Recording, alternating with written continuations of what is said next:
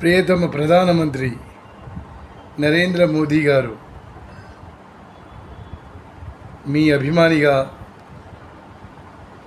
మిమ్మల్ని కలవాలనుకుంటున్నాను. భారతదేశ రూపురేఖల్ని మార్చేద్దాం, మరో ప్రపంచాన్ని నిర్మిద్దాం. అప్పులు లేని భారతదేశాన్ని నిర్మిద్దాం. ప్రతి ఒక్కరికి ఉద్యోగ అవకాశాలు కల్పించి నిరుద్యోగ సమస్యను అధిగమిద్దాం. ప్రపంచంలో అన్ని దేశాలలో కరువు వచ్చిన భారతదేశానికి కరువు రానటువంటి ప్రపోజల్స్ని మీ ముందుకు తీసుకొని వస్తా. నన్ను రాజ్యసభ సభ్యునిగా ప్రకటించి సలహాలు సూచనలు ఇచ్చేటందుకు